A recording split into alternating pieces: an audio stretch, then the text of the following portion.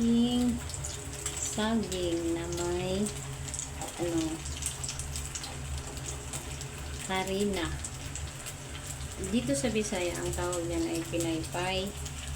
Noon ay maruya ata yun. Yan. First time kong nagluto nito ngayon. Kung hindi ako nasa YT, hindi talaga ako marunong magluto. Natuto na din ako. Kasi kailangan yung content natin. Ayan, hinaan ko lang yung apoy.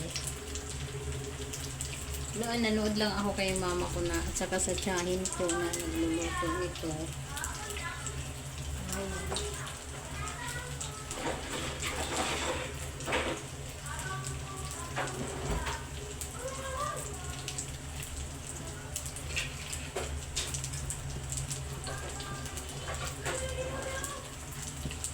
So ngayon, nagluto na talaga ako.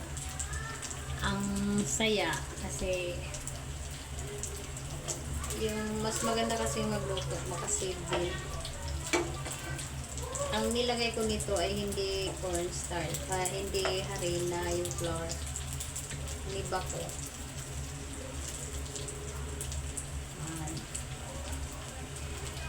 Tatlo lang yung magkasya. Kita ko sa inyo Yan. Ba nagbabrown na. Nagbabrown na talaga siya. Ibaliktad ko.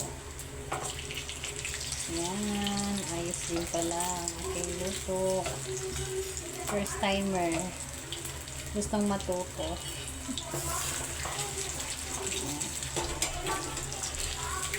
Ang mahal dito pag bumili. 20 isa. Yan, ang ganda.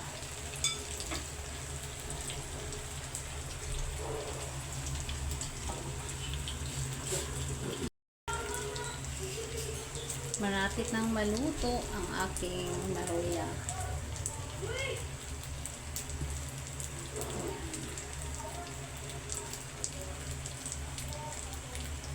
Hindi ko nilagyan ng maraming harina kasi ang nakikita ko talaga noong nagluluto, maliit lang yung mantika at saka harina. Ayos na din.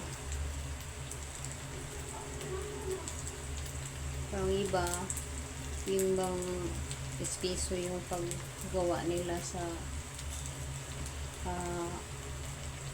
harina na idikit sa ganito. Pero ako ay konti lang. Pwede naman kapalan, pero mabuti na yung hindi masyadong maraming harina.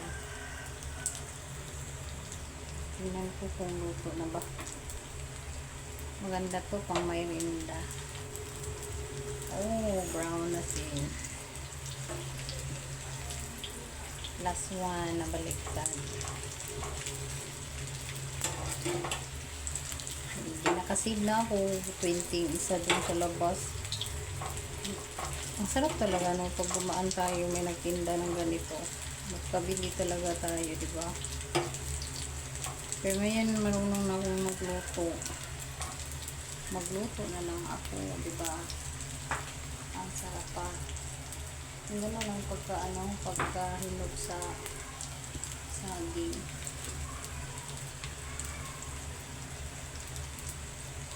Hindi ko masyadong crunchy kasi first timer na Pag-aralan ko pa.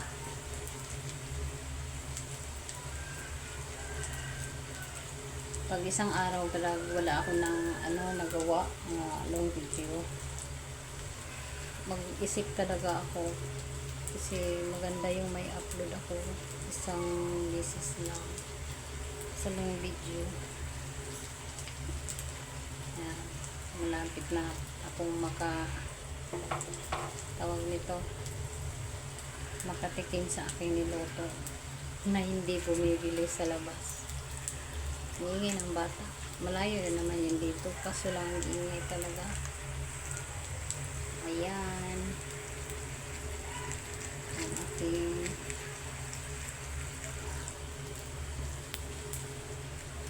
maruya. saging na may harina. Luto na to.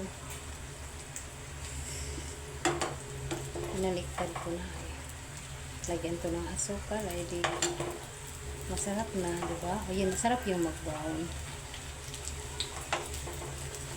Matyaga na talaga. Ayan na. Naluto na. Na-overcook na. Iyan ko na to. Thanks for watching. Ayan. Luto na. Iyan ko na.